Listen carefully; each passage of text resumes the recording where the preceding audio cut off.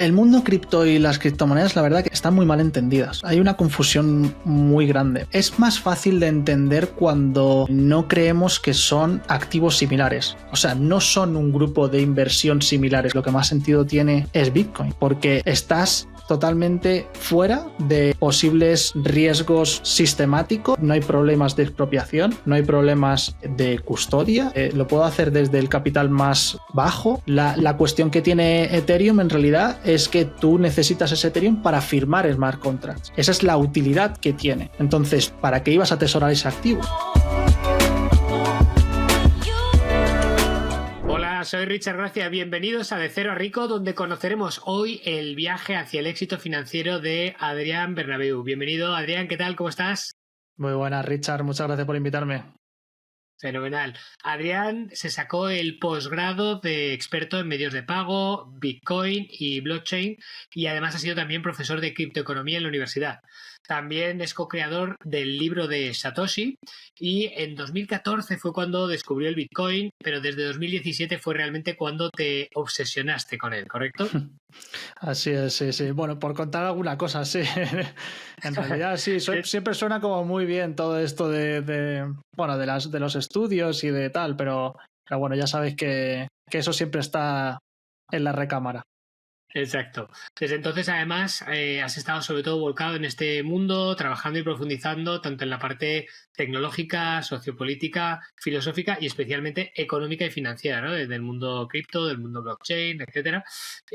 Has fundado también varias empresas relacionadas con las criptomonedas, has ayudado y has colaborado con varias empresas, líderes del sector, y has fundado también asociaciones en este campo, ¿no? De hecho, también has dado muchas charlas sobre Bitcoin, has aparecido en medios de comunicación que son referentes, ¿no? En Expansión, en La Sexta o incluso en Forbes. Y actualmente, además, estás enfocado, ¿no? En tu nuevo libro Bitcoinismo, ¿correcto? Así es, con muchísima ilusión y me está encantando el proceso, la verdad. Qué bueno, fenomenal. Pues nada, bueno, ya te he dicho un poco brevemente antes. Vamos a hacer primero la ronda de preguntas relámpago, que van a ser preguntas muy rápidas y la idea es responderlas brevemente al grano y a poder ser, si nos puedes dar detalles y números, pues mucho mejor. ¿Listo? ¿Estás preparado? Vamos a ello. Preparado. Venga, la primera fácil. ¿Qué edad tienes? A ver, espero que no sea nada raro. Bueno, vamos a ello. Bueno, vamos a ello. No te puedo prometer ni que sí ni que no. Vamos a ello, venga, la primera es fácil. Para ir calentando. ¿Qué edad tienes? 34 años. Vale, ¿a qué te dedicas? Pues ahora mismo estoy más centrado que nunca justamente en Bitcoin, en formación, consultoría y otros modelos de negocio relacionados con todo lo que engloba a Bitcoin. Qué bueno. ¿Y cuánto ganas actualmente? La pregunta, esta ya sí que entramos ya en harina. Sí, me cuesta mucho responder a esto, básicamente porque desde que tenía 18 años he trabajado siempre por mi cuenta. Entonces, ¿cuánto ganaba antes? Pues antes podría ser, a los 18 años, cuando trabajaba en el McDonald's, creo que eran, no sé, 700 euros o algo así. Y ahora cambia tanto y tú lo sabes muy bien. O sea, va por momentos dependiendo de lo que estés haciendo en cada momento. Puede ser, no sé, 5.000 al mes, 20.000 al mes, 100.000 al mes, depende del mes y de lo que hayas hecho en ese mes. Ok, ¿y qué dirías que es el éxito financiero para ti? El éxito financiero. Ganar más de lo que necesitas y generar riqueza para compartirla también. Ok. ¿Y a qué hora te sueles levantar? ¿Eres de estos del club de las 5 de la mañana? Para nada. No. O sea, depende del día. La verdad que me gusta mucho tener esa posibilidad de libertad. No soy del club de las 5 ni de broma, más bien de las 8 o 9. Incluso si me apuras algunos 10, días. No, si hace falta. Algunos días, si me pillas con sueño, un poquito más, sí, pero me gusta también, es el motivo por el que hago lo que hago, tener esa posibilidad, ¿no? De hacer lo que me apetece en cada momento, sí. Qué bueno. ¿Y quiénes dirías que son tus grandes referentes? Va por épocas. La verdad que depende de cada momento estás más enchufado, ¿no? Con un tipo de persona pero me inspiran mucho personas como recientemente fallecido, bueno, recientemente hace no mucho, Antonio Escotado, filósofo. También yo vengo del mundo artístico, soy también licenciado en Bellas Artes y me gusta mucho pues Dalí, Miguel Ángel, incluso otros filósofos como pueden ser, Nietzsche. En el mundo de la empresa, pues, no sé, Elon Musk, Saylor. También me gusta Hayek o Mises, que son también, bueno, pensadores de economía. Qué bueno, qué interesante. La verdad es que has hecho unos cuantos nombres que no suelen ser lo habitual y mola, está bueno. ¿Y aficiones? ¿Cuáles son tus aficiones? Todo lo que hago lo hago por una premisa que es aprender. A mí me encanta aprender, es lo que más me apasiona. Pero si tuviera que decir otro tipo de aficiones referentes que al final también están dentro del aprendizaje, pero me gusta mucho la cocina, algo más habitual puede ser el cine y también me gusta mucho cuestiones, como te decía, a nivel más estético, artístico, incluso arquitectónico. A mí me gusta mucho la arquitectura. Qué bueno. ¿Y practicas algún deporte? Eso es una asignatura pendiente que tengo. La verdad que lo hago porque siento que debo estar saludable. Me cuesta mucho, siempre me ha costado. También he estado durante un tiempo haciendo CrossFit, pero hago lo que puedo para estar saludable, la verdad. Debería gustarme más. Seguro que tú lo haces mejor que yo en ese sentido. Bueno, todos hacemos aquí lo que podemos. Yo sí que es verdad que cada vez le he cogido más el gustillo desde hace años y ahora para mí es fundamental, ¿no? A ese punto tengo que llegar yo. De ahí a meterte al CrossFit, macho, menudo salto. Yo tenía otra idea del CrossFit, la verdad, pero sí, parecía como mucho más duro, pero no... bueno, tiene su aquel. Tiene su cosa. Bueno, ¿y a qué tienes miedo? A no ser libre, sí, la verdad que sí. Mi mayor miedo es no perder libertad. Ok, ¿y te arrepientes de algo? Bueno, la típica es la típica, con perdón, la típica pollada, ¿no? Esta que se dice de no, porque todos los errores son aprendizajes. Pero bueno, yo creo que si tuviera que arrepentirme de algo, probablemente sería no haberme centrado más, no haberme centrado antes en Bitcoin, concretamente. He estado dando tumbos con muchísimas cosas y creo que ese sería el mayor punto. Y bueno, también te diría que alguna otra inversión que no vendí en un buen momento o que hice alguna cagada, ¿no? Todos hemos hecho aprendizajes de esos, ¿no? Que decías antes. Claro. Fenomenal. Vale, ¿y el viaje, cuál dirías tú que ha sido el mejor viaje que has hecho? El que, no sé, el que te viene primero a la cabeza que digas, wow, recuerdo esto y tal. Pues... bueno, recientemente vengo de El Salvador y de Argentina y de Ecuador. He estado 3 meses de viaje, que creo que fue cuando nos vimos más o menos la última vez en persona. Y la verdad que ha sido genial, ha sido revelador estar en todos esos países y he aprendido muchísimo, sobre todo ir yendo con gente local de allí. La verdad que lo he disfrutado mucho. Siempre he viajado mucho, pero estos, creo que también por el momento en el que estoy, sí, lo he disfrutado mucho, justo. Qué bueno. Fantástico. ¿Y cuál dirías que ha sido tu mayor éxito hasta la fecha? Bueno, también te diría en el anterior que sí que he disfrutado mucho también viajes que he hecho sin dinero completamente cuando mucho más joven, como en mi adolescencia, y eso si quieres luego podemos retomarlo, sí, pero sí, esos viajes también los tengo muy interiorizados. Bueno, mi mayor éxito, la verdad es que mi mayor éxito ha sido equivocarme mucho, la verdad. Equivocarme mucho y muy pronto y muy joven. A veces no tan barato, porque ha habido algunos de los errores que me han costado mucho dinero, tanto como que, por ejemplo, mi última empresa pues llega a perder pues un millón de euros, literalmente. O sea que...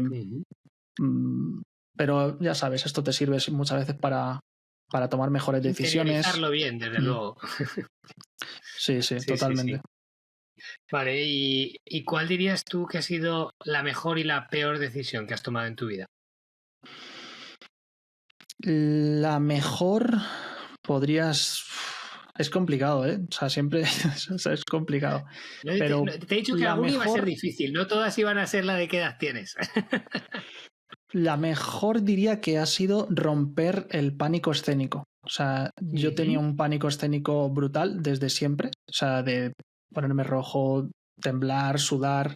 Y esa ha sido mi mayor barrera a cruzar, que me ha venido bien pues para hacer este tipo de cosas y casi cualquier cosa que hago ahora mismo, ¿no? Me ha venido muy bien romper ese pánico escénico. También explorar pues lo máximo posible sin ponerme tantas excusas, ¿no? Saliendo de cuando era muy pequeñito, por ejemplo, pues yo nací en un pueblo de Alicante, y el hecho de salir de ese pueblo y encontrar nuevos límites sí que yo diría que es una de las cosas que más me llevo. De las peores,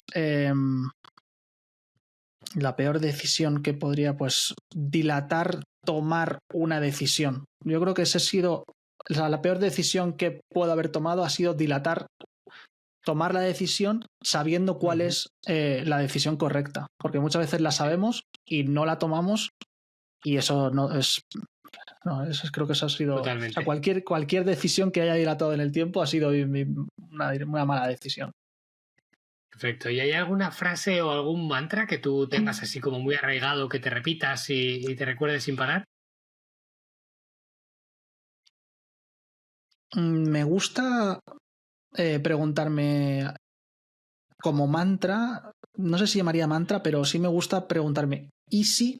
O sea, siempre que llega un punto en el que tienes dudas, ¿no? Si no, exacto. Sí. Y si creo que eso sí me ayuda muchas veces a tomar esa buena decisión o a ir hacia un buen destino. Qué bueno. ¿Y tienes algún libro que haya marcado un antes y un después en tu vida? ¿Un libro fetiche o algo? Me encanta leer, la verdad que hay muchos. Sí que te diría Primero que te venga a la cabeza que digas, ostras, pues este sí, que la verdad que... Me gusta mucho la filosofía. El arte de conocerse a uno mismo, de Sócrates, me gustó mucho porque lo leí muy temprano, con 13 años o algo así. Así habló Zaratustra, de Nietzsche. ¿Quién se ha llevado mi queso? También, que es un poquito más conocido, pero sí que me gustó mucho. Y luego, de otros temas, pues Palabras que venden es muy fácil de leer y es muy bueno. Los 4 acuerdos también, de Miguel Ruiz. Sabes que te podría decir mucho, pero... Sí. 1984, de George Orwell. Perfecto, sí, ya está, perfecto, genial. Vale, ¿y cuánto ahorras actualmente? De nuevo, un par de preguntas ahora peliagudas. ¿Tú tienes ahora un hábito de ahorrar o de invertir? ¿Cómo te gestionas eso? Sí, aunque si te digo la verdad, ahora mismo casi no diferencio lo que consideramos ahorrar e invertir. O sea, prácticamente todo lo que ahorro es inversión, por decirlo de alguna forma, ¿no? O sea, va a inversión. Sí que es verdad que siempre hay algo líquido, pero para mí va casi en el mismo cupo. O sea, ¿y cuánto? Depende del mes. O sea, hay meses que es que cambia tanto, Richard, y tú lo sabes muy bien. O sea, hay meses que pueden ser 1.000 y hay meses que pueden ser 50.000, que cambian muchísimo. Depende la un poco, verdad, ¿no?, que la estabilidad en ese momento, o si totalmente. La estabilidad no es mi fuerte, principalmente, la verdad. ¿Y en qué sueles invertir? Principalmente en Bitcoin, aunque obviamente pues también tengo bolsa, oro, algo en inmuebles, en startups también, que lo tengo, pues la bolsa lo he vendido casi todo, lo que tenía en oro en físico también. También tengo otras inversiones, como pueden ser en negocios, o por ejemplo en un restaurante. Tengo ahí uno en Córdoba y otro en Málaga. En otros negocios digitales también. Y no es exactamente una inversión, pero también a veces he hecho préstamos que obviamente pues conllevan una rentabilidad y demás. Okay, o sea, conceder préstamos, no... Sí, conceder, sí, entiendo. ¿Y cuál es la rentabilidad media que obtienes por tus inversiones o que buscas y obtienes, ¿no? Bueno, que buscamos siempre la que más, ¿no? Depende también de la parte que estemos hablando. O sea, pero cambia mucho. O sea, Bitcoin tiene más o menos cada 4 años, si contamos 4 años, tiene una media de un 50% aproximadamente en periodos de 4 años, un 50% anual en periodos de 4 años, pero pues la bolsa ya sabemos, o sea, está en esa media de entre el 7 y el 10. Un inmueble, pues un alquiler más o menos, también es verdad que algunos de ellos los tenemos en alquiler turístico y pueden ser un poquito más. Los préstamos están eso al 10% aproximadamente. Una startup en principio es cero y puede tener un multiplicador súper grande, pues 100 por 10 o algo similar. Entonces depende muchísimo de cada una de las inversiones. Sí, perfecto. ¿Y cuál dirías que ha sido tu inversión más exitosa hasta la fecha y por qué consideras, ¿no?, que ha sido la más exitosa?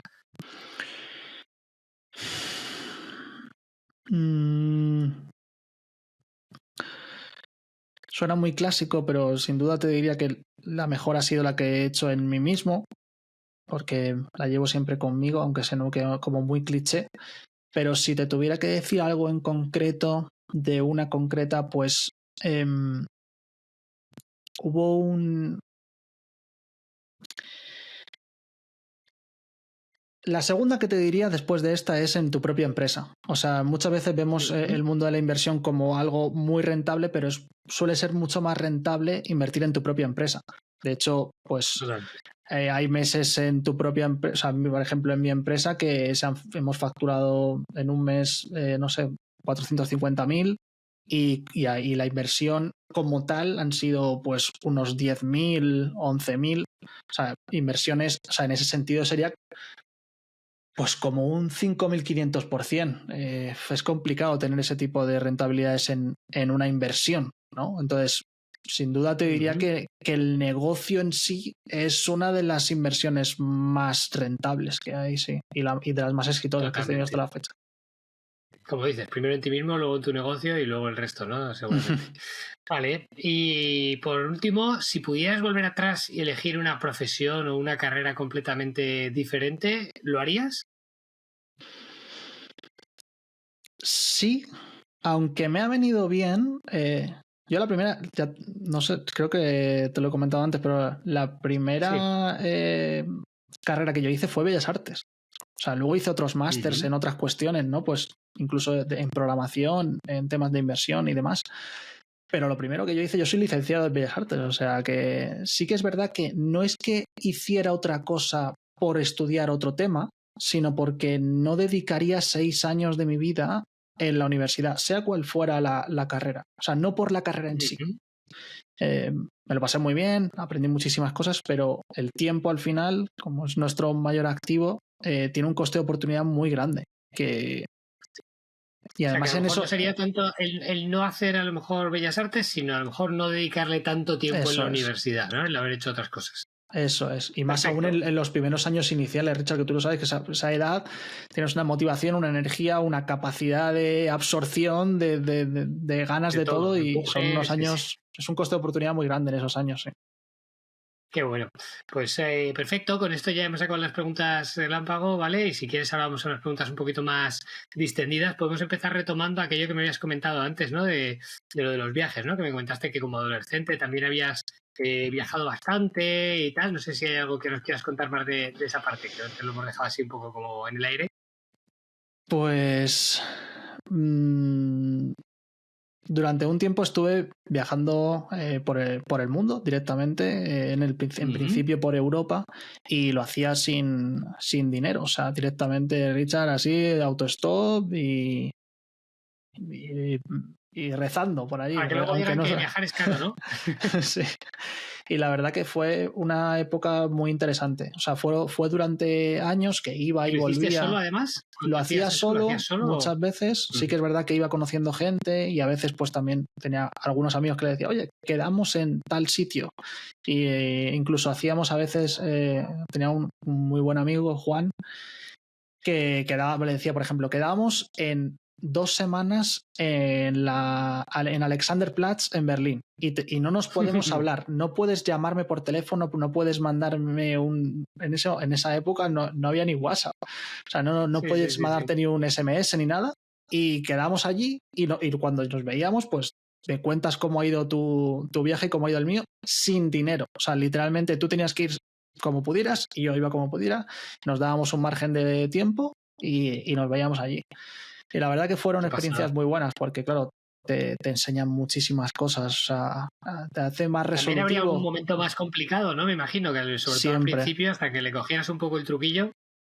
Sí, por supuesto que sí, que siempre surgen cuestiones a resolver, pero ya sabes que eso es el día a día, ¿no? Luego lo extrapolas a muchas cuestiones que son, pues eso, hacerte más resolutivo, al final más creativo.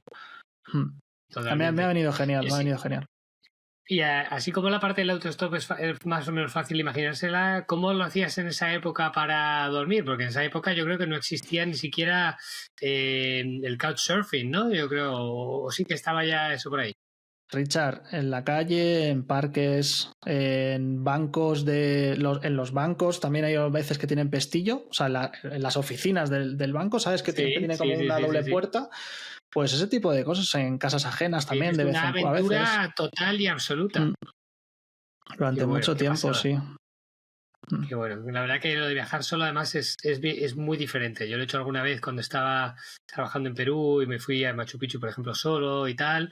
Obviamente al final cambia todo porque estás mucho más abierto a conocer gente, ¿no? Por el Ujú. camino y se viven aventuras que de otra manera, pues viajando en pareja o en compañía o con amigos, pues no se dan, ¿no? Eso es Sí, muy sí, sí. especial, la verdad. Es muy interesante también porque al no depender de otra persona, realmente al principio, primero te conoces muchísimo a ti mismo, ¿no? Porque haces lo que quieres en ese momento o lo que tú decides sin tener en cuenta a lo mejor a otra persona, aunque suene un poco egoísta, pero luego te permite también estar mucho más a gusto con otra persona porque puedes exponer lo que a ti realmente te gusta, lo que quieres hacer, lo que no, y tomar Sí. ese tipo de decisiones es muy gratificante. Pero bueno, esto es un mundo. Podríamos hacer otro podcast de estos Otro enteros, ¿eh? podcast, os lo dejamos para otro día, para el siguiente lo hacemos solo centrado en la parte de viajes. Vale, y volviendo un poco al tema, ¿no? De la inversión, etcétera. Bueno, antes has comentado un poco en lo que invertías. ¿Nos puedes dar a lo mejor un poco baremos? ¿Te centras mucho en el tema cripto? Es decir, a lo mejor el 50% de tu portfolio de cripto, el 20%, el 80% de tu portfolio. ¿Cómo gestionas tú eso? Porque hay mucha gente, ¿no? Yo incluido, que la cripto lo ve como una inversión un poco más alternativa y a lo mejor no tienen gran parte de su portafolio en ello. ¿Cómo es tu estrategia en eso? O sea, el mundo cripto y las criptomonedas, la verdad que están muy mal entendidas. O sea, hay una confusión muy grande, principalmente porque es más fácil de entender cuando no creemos que son activos similares. O sea, no son un grupo de inversión similares cuando hablamos de cripto. Aunque usen la misma tecnología, supuestamente, no son lo mismo. Esto es como si hablamos y se entiende muy bien cuando, imagínate que te digo, Richard, papiroactivos. Y entonces todo lo que sea papel son de la misma clase de activos. O Sí, o sea, activos financieros, que es una bolsa tremendamente grande, ¿no? Dentro de activos financieros cabe todo, entre efectivamente. comillas. Entonces, si ponemos el ejemplo de esos papiroactivos, todo el mundo entiende que no es lo mismo un billete, un folleto, un libro, un folio en blanco. O sea, son papeles y se utiliza la misma tecnología, pero no son lo mismo. No tienen el mismo valor ni se pueden evaluar de la misma forma. Entonces, la mayoría de criptomonedas tienen un tipo de funcionabilidad y de usabilidad y de forma de ser que no tienen nada que ver con Bitcoin. O sea, Bitcoin es otro mundo por completo. Y sobre lo que me preguntabas de si estoy muy centrado en esto o no, por resumírtelo de forma muy rápida, durante los últimos, digamos, 15 años, y sé que rápido y 15 años no es fácil de coger, pero te prometo que te lo voy a resumir, durante los últimos 15 años ha habido como un proceso muy rápido, muy rápido durante esos 15 años, en el que ha habido desde, oye, piensas en o sea, yo pensaba en mi futuro y decía, vale, ¿qué es lo que necesito para ganar ese dinero, ¿no? Pues parece que necesito un trabajo. Se supone que es eso, ¿no? Lo que necesito es un trabajo. Pero claro, lo que necesito no es un trabajo, sino que es el dinero. Entonces es el dinero, es el dinero, o sea, es el trabajo lo que me va a traer el dinero. Pero en realidad lo que necesitas no es el dinero para pensar a largo plazo.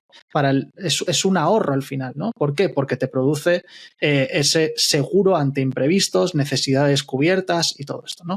Entonces, ¿qué pasa con el ahorro? Que se derrite como un cubito a lo largo del tiempo. Tú en realidad pierdes por culpa de la inflación, que tú lo explicas muy bien seguramente a todos tus oyentes, pero entonces cuando sabes que ese cubito de hielo se está derritiendo en base a la inflación y todo esto, entonces dices, vale, parece que necesito invertir, se supone que es esto lo que me va a resguardar de esa inflación, ¿no? Entonces buscas cuál es la inversión mejor para mejorar ese ahorro. En realidad, por eso hablábamos antes de que tampoco separo demasiado el ahorro de la inversión, porque es una forma de pensar a futuro, ¿no? Entonces dices, vale, pues tengo que diversificar, se supone, porque eso asegura la inversión y me quita de supuestos problemáticas que pueda haber en una u otro y demás, ¿no? Pero claro, cuando quieres diversificar necesitas más capital, porque no vas a diversificar con 5 euros, no tiene ningún sentido. Entonces necesitas más capital y todo se convierte mucho más complejo. Y entonces ya tienes problemas incluso de custodia, de posible expropiación, de todo eso. Entonces, todo esto simplificado al máximo, cuando lo estudias a fondo, durante todo este proceso de descubrimiento, dices, vaya, pues si lo que más sentido tiene es Bitcoin. Porque estás totalmente fuera de posibles riesgos sistemáticos, no hay problemas de expropiación, no hay problemas de custodia, lo puedo hacer desde el capital más bajo. Entonces, ese ha sido mi proceso y esa es la respuesta que te doy a si invierto, ¿no? En qué invierto normalmente o en qué me centro, pues por eso llego a este punto. Aunque es una forma muy rápida de resumirlo. Pero vamos, básicamente por concretar, entonces entiendo, ¿no? Pero quiero decir que tu conclusión y tu manera de invertir ahora es, a lo mejor no all-in, porque ya has dicho que tienes otro plan, pero un gran foco en Bitcoin, ¿no? Que ese es el 80% o el 90% de tu foco, de tus inversiones actualmente. Eso es. ¿Correcto? Vale. Perfecto. ¿Y hay alguna otra cripto en la que inviertes? Porque como tú has dicho, no es lo mismo, obviamente, la tecnología blockchain, que es lo que subyace, puede que sea lo mismo, pero como tú bien dices, cada una de las criptomonedas, incluso mal llamadas, en mi opinión, muchas de ellas criptomonedas, porque muchos de ellos no funcionan como monedas, son realmente empresas, ¿no? O tecnologías. Exacto. O tal. Es más parecido, en mi opinión, excepción del Bitcoin, que como tú bien dices es muy diferente, ¿no? Invertir en diferentes acciones que invertir en monedas, ¿no? Pero bueno, ¿hay alguna otra cripto o alguna otra cosa, algún otro proyecto, dentro de como quieras llamar, ¿no? El mundo cripto y blockchain que te guste o que tengas especial cariño o que tú le veas especial futuro o algo, o es solo Bitcoin? En 2017, que fue cuando más boom hubo con todo el mundo de las diferentes criptos y demás, en ese momento sí que profundicé muchísimo sobre muchas otras criptos y demás, pero ahora mismo cada vez le encuentro menos sentido, porque la mayoría de ellas, como tú bien dices, son proyectos que además son proyectos que se inician en ese momento, por lo tanto no tienen ningún tipo de recorrido, la mayoría de ellas no tienen ningún sentido, ni siquiera cumplen con unos... o sea, porque se dice, vale, sí, tiene blockchain, pero es que tampoco están ni siquiera descentralizadas porque no tienen ni siquiera lo que se supone que cumplirían por tener esa tecnología. O sea, la mayoría de ellas son totalmente descartables. Y luego cuando hablamos de otro tipo de proyectos como pueden ser, vale, Ethereum, ¿no? Dicen, vale, ¿por qué no diversificas, por ejemplo, en Ethereum? Pues porque básicamente Ethereum puede funcionar muy bien como la propia tecnología de smart contracts y demás, pero ¿por qué ibas a invertir en algo que, por ejemplo, no es finito como puede ser Bitcoin? No tienes por qué atesorar ese activo, es una especie de petróleo digital. Entonces tú el petróleo digital no necesitas atesorarlo. La cuestión que tiene Ethereum en realidad es que tú necesitas ese Ethereum para firmar smart contracts. Esa es la utilidad que tiene. Entonces, tú para firmar un smart contract, ¿para qué ibas a atesorar ese activo? O sea, no necesitas resguardar ese activo para poder utilizar un smart contract en el futuro. De la misma forma que tú no necesitas resguardar, no sé, petróleo o gasolina para poder utilizar el coche cuando quieras. Pero en cambio, el oro, por ejemplo, sí funciona de una forma muy diferente al petróleo en ese sentido. Sí que tiendes a atesorarlo, tiendes a guardarlo para el largo plazo. De la misma forma funciona Bitcoin. Yo aquí estoy totalmente de acuerdo porque ya te digo que yo personalmente creo que mucha gente entiende mal el tema de las criptomonedas pensando, pues que no invierten, por ejemplo, en Google o en Tesla, en empresas grandes y reconocidas, y luego les parece fenomenal invertir en una criptomoneda que acaba de salir y tiene 6 meses de recorrido. O sea, es que pues mucho mejor invertir en un Tesla o en un Google que en ese tipo de criptos, sí. Exacto, por eso esa es la manera en la que yo suelo también mencionarlo, porque es que me parece así, ¿no? Es como, si te da miedo invertir en Google, ¿por qué vas a invertir en una criptomoneda de, yo qué sé, 100 millones de capitalización que acaba de salir, como quien dice, y que vete tú a saber a dónde va a ir ese proyecto y quién está detrás y, bueno, y otras muchas cosas, ¿no? Que hay ahí. O sea, que ya te digo, súper de acuerdo con eso. Y entonces, ¿cómo evalúas tú, por ejemplo, cuál es tu estrategia de invertir en Bitcoin? ¿Estás invirtiendo constantemente o estás haciendo más inversiones más estratégicas, hacer más trading, entras y sales, estás haciendo DCA? ¿Cómo haces tú tu inversión en Bitcoin? Muy buena pregunta. En realidad, no tiene mucho sentido cuando empiezas. Es normal que la gente quiera resultados a corto plazo y que lo quiera todo instantáneo y que quieran multiplicar por 100.000 en cuestión de poco tiempo, pero tiene poco sentido cuando entiendes de verdad la inversión y tú lo conoces muy bien, Richard, en este sentido. Entonces, todo tiene que ser pensado casi para no vender. Y sé que suena extraño esto, pero, por ejemplo, Warren Buffett decía muchas veces, yo quiero comprar una empresa y no tener que venderla nunca. Quiero comprar un Coca-Cola y compro Coca-Cola y no quiero venderla nunca. Y entonces la gente muchas veces se pregunta, vale, ¿y qué sentido tiene esto? Y esto ya responde a tu pregunta respecto a lo del trading y demás. Yo no hago compraventas ni nada por el estilo. Para entender bien el motivo de hacer esto es porque tienes activos financieros y tienes activos reales. Y los activos reales, que es lo que yo considero que tienen también más sentido, pues están, pues, por ejemplo, el oro, los inmuebles. Bitcoin también es un activo real. Básicamente, ¿por qué? Porque no tienen contraparte. Es decir, tú cuando tienes una acción, tienes una empresa detrás que te da esa contraparte, o sea, que está avalada, digamos, pero el oro no necesita a nadie que avale el oro, y un inmueble tampoco necesita a nadie que avale el oro.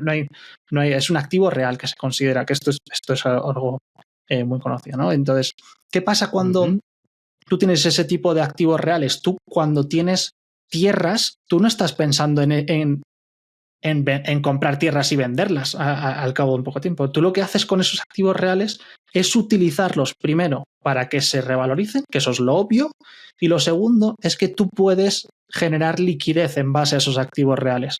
Es decir, tú puedes, por ejemplo, con un inmueble, apalancarte en ese inmueble para tener liquidez y para hacer otro tipo de cosas, o alquilarlo, o sea, tú en realidad utilizas eso y tu mente no está pensando en venderlo lo más antes posible, tu mente está pensando en conservarlo para siempre y poder aprovecharlo para obtener liquidez en base a ese incremento del propio activo, porque va aumentando de valor básicamente por la inflación y porque se mide en divisa fiat que se va devaluando, y los activos reales pues tienden a crecer.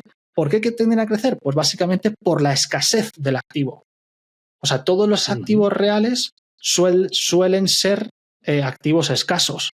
Y en este caso, el activo más escaso del mundo, que es Bitcoin, no hay nada más escaso en el mundo que Bitcoin. Cuando entiendes que puedes tener este activo y puedes apalancarte en él, puedes tener inconfiscabilidad de él, puedes tener costes de custodia bajos, puedes tener costes de mantenimiento cero, Entonces, no estás pensando en vender. Si en algún momento necesitas liquidez de ese activo, ni siquiera es necesario que lo vendas. Tú podrías apalancarte en ese activo, es decir, utilizar el activo para conseguir liquidez, colateralizar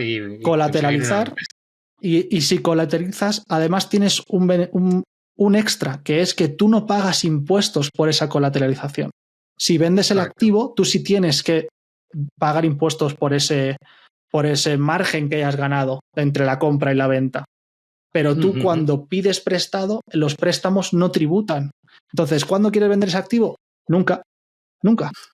Igual que no querría vender un inmueble o cualquier tipo de activo inmobiliario. Y en este caso también es verdad que a lo mejor lo que no tienes son los ingresos pasivos que te puede dar un inmueble como tal, pero sí que tienes, por ejemplo, menos problemas, ¿no? Es un activo que te va a dar cero problemas en ese aspecto, porque un inmueble requiere cierto mantenimiento, ciertos costes, puede de alguna manera devaluarse. El Bitcoin es lo que es, ¿no? Es como un activo muy puro en ese aspecto. No se va a deteriorar, nada de ese estilo. Aún así, sí que hay algo similar a ese alquiler, que sería lo que se conoce como staking y demás. El problema que tienes en ese sentido es que pierdes la custodia. Pero también te pasa con los inmuebles. En realidad, cuando metes a una persona en tu casa, tienes la posibilidad de que también se quede de ocupa. Entonces, hay ahí también un riesgo, ¿no? La posesión, ¿no? En el caso de los inmuebles, al final es eso. Por eso, sí, es bastante paralelo, es un buen símil, la verdad, no se me había ocurrido, qué interesante. Y bueno, y como esto el Bitcoin, ¿no? Y en las criptomonedas, ahora que se ha puesto un poquito así como ahora de nuevo hay este hype, luego la aprobación de los ETFs, hay ahora de nuevo aquí un resurgir, el halving, hay ahora aquí un par de cosas. Te lanzas a hacer un pequeño así predicción, pronóstico de lo que pueda pasar este año, ¿no? Que hay aquí como mucho interés de nuevo. Parecía que el Bitcoin hace, 9 meses no lo tocaba nadie ni con un palo y ahora de nuevo pues parece otra vez que está de nuevo ahí en todo el foco. Y seguirá pasando, Richard, seguirá pasando porque efectivamente son ciclos de 4 años a través de los halving. Siempre suceden este tipo de ciclos. De hecho, se pueden ver en la propia gráfica. Y ¿qué es lo que va a pasar? Pues probablemente algo muy parecido a lo que ya pasó hace 4 años, que invito a todo el mundo a que vea lo que pasó hace 4 años y hace 8 años. Y lo que pasa que con un añadido, y es que efectivamente, como muy bien dices, hay unos factores que parece que se está haciendo la tormenta perfecta, ¿no? Porque por primera vez tenemos la posibilidad de tener ETFs, que básicamente los ETFs en este caso son un poquito especiales a los que habitualmente se conocen porque son al contado, es decir, que sí tienen que comprar el activo como tal, no son simplemente activos financieros o derivados, contratos basados en un contrato como tal, no, en este caso sí necesitan comprar el activo, por lo tanto, pues si los mayores fondos del mundo, como son pues Invesco, Fidelity, BlackRock, las mayores fortunas del planeta están adquiriendo Bitcoin, de hecho, BlackRock se ha posicionado en 7 días, creo que el 10º con más Bitcoin del planeta, o sea, en solo 7 días, imagínate. Entonces, esto va a seguir sucediendo, sumado a que, como todo va de oferta y demanda, como bien sabéis, la oferta es limitada, la demanda tiende a aumentar, porque en este caso también hay otros agentes, como los que estabas comentando, que se están incluyendo, o sea, institucionales que se están incluyendo a esto, pero aparte, lo que no tenemos muchas veces en cuenta es que esa oferta no es solo lo de los 21 millones, es menor. ¿Por qué? Porque cada vez hay más Bitcoin perdidos que jamás se encontrarán por personas que no usan bien sus wallets, por carteras que ya nunca se van a mover, como son la de Satoshi y demás. O sea, entonces tenemos aproximadamente unos 5 millones de los 21 millones que probablemente ya nunca se recuperen, jamás. Entonces, la escasez es aún mayor. Pero aparte de esto, hay una parte de eso que supuestamente tampoco está disponible, porque si acabamos de entender bien lo que hemos hablado hace un momento, hay mucha gente que va a acumular y que jamás va a vender, y que si no vende, eso no está disponible. Y toda esta gente que querrá comprar solamente podrá ir a los lugares de compraventa. Y estos lugares de compraventa cada vez tienen menos Bitcoin disponibles. Si hay gráficas que muestran cuántos Bitcoins hay disponibles en las casas de cambio, y por primera vez también estamos descendiendo en eso. Entonces, se está haciendo mucho más fuerte esa escasez y mucho más fuerte esa demanda. Qué interesante. O sea que evidentemente veremos el Bitcoin por encima de los 100.000, tal vez 500, 1.000.000, que yo he oído por ahí, ¿no? Saylor, creo que lo he dicho antes, ¿no? Michael Saylor, ¿te referías a él? Sí, me refería a él. Que hablan, ¿no? De Bitcoin en 1.000.000 y tal. ¿Tú crees que llegaremos ahí o cuándo crees que llegaremos ahí? La pregunta más bien es cuándo. O sea, es imposible, o sea, realmente es imposible que no lleguemos a eso. Es como todo, o sea, tú lo sabes muy bien, este ordenador, el mismo ordenador, o cualquier cosa que este micro, todo va a aumentar de precio respecto a las monedas fiat, básicamente porque se devalúan con una velocidad tremenda y porque durante toda la historia todas las monedas emitidas por los gobiernos tienden a cero. Si algo tiende a cero, básicamente por el incremento de esa oferta, las cosas que están reducidas en oferta tienden a aumentar de precio. Todos los activos reales van a subir de precio. ¿Cuánto va a subir el oro? Pues va a tender a infinito. Lo que pasa es que va a ir más lento que Bitcoin. Básicamente, ¿por qué? Porque el oro sí se puede encontrar más. Tenemos más o menos un 2% de inflación en el oro. Pero Bitcoin en ese sentido tiene unas características tan claras y tan concretas que lo hacen revalorizarse a una velocidad mucho más alta que el resto. Entonces, ¿va a llegar a 100.000? Sí, 100% seguro. ¿Va a llegar a 200.000? Sí. La cuestión es ¿cuándo? Y sé que esto es una afirmación muy fuerte y espero que nadie haga locuras pensando en esto, porque que llegue a 100.000... Exacto. Aprovecho para decir que no es consejo de inversión nada de lo que hemos dicho. Además de que no ser consejo de inversión, que llegue a 100.000 no quiere decir que por en medio no puedo, o sea, que entre el precio que estamos ahora y 100.000 no vayan a pasar mil cosas.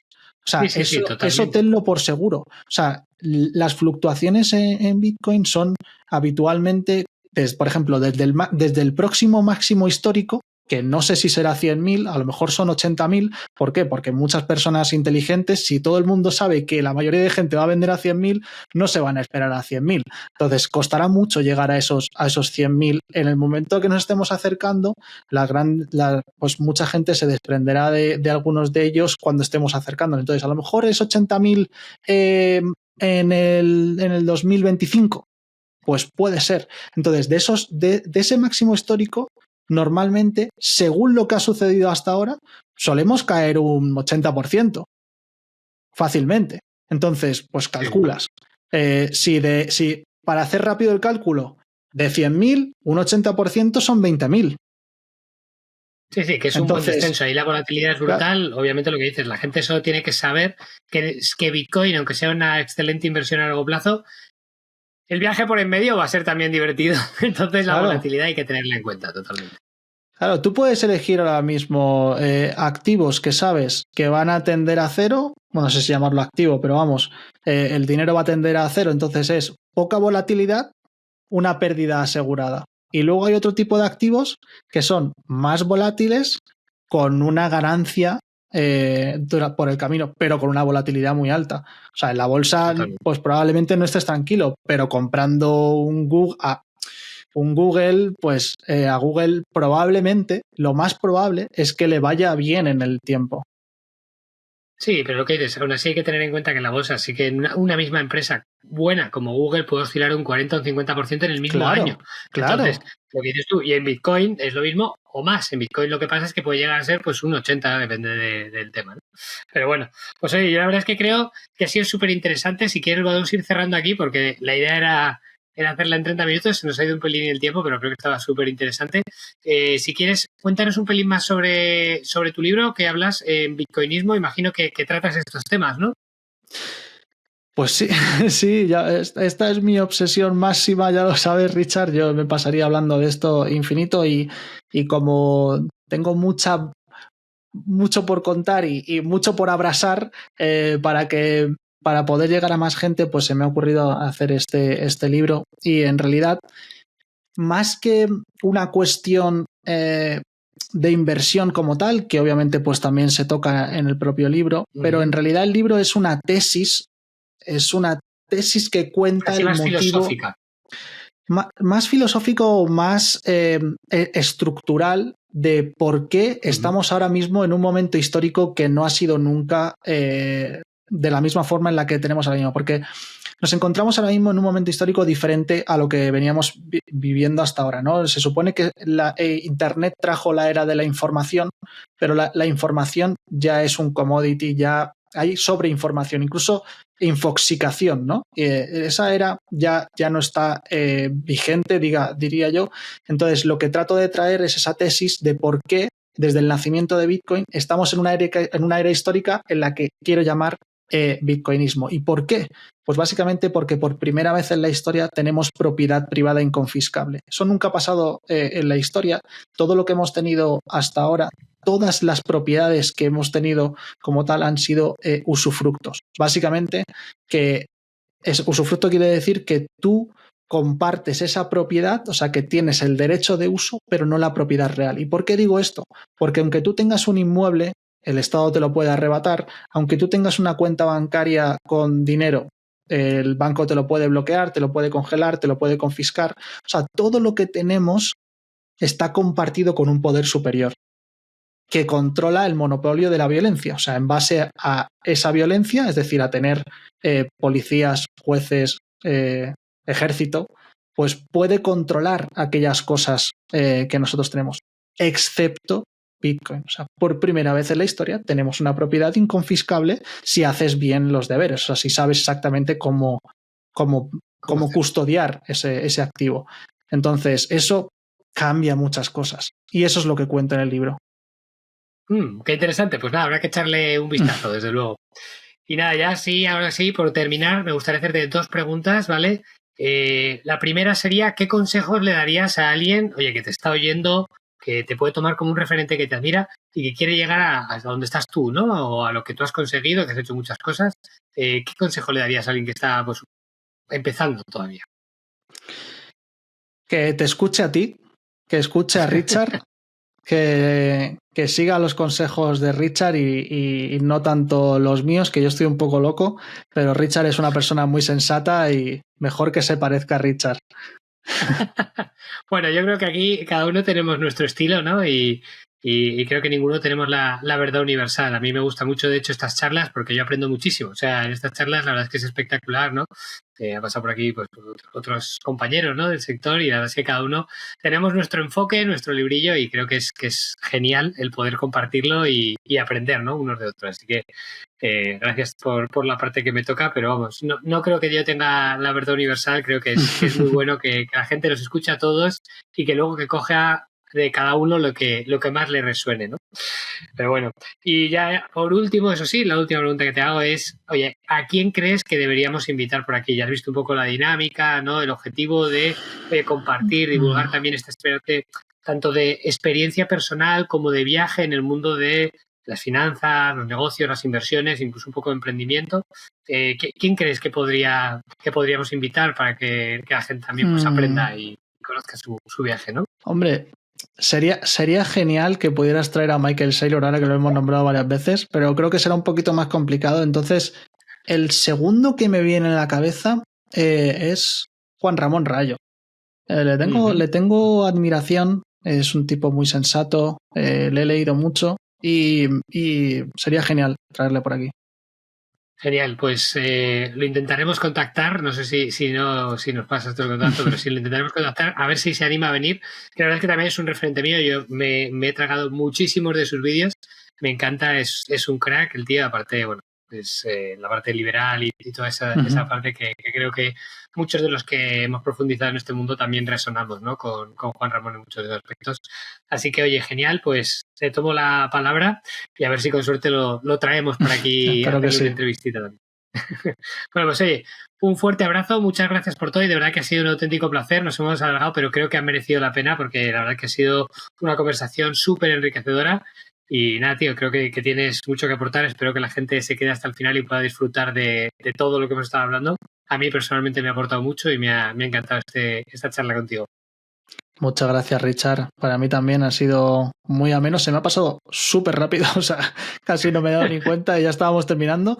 Y eso es muy buena señal, así que muchas gracias por invitarme y espero que nos volvamos a ver en otra ocasión, ya sea de forma digital o en persona. Totalmente. Nos vemos pronto. Venga, un abrazo. Un abrazo. Gracias. Chao.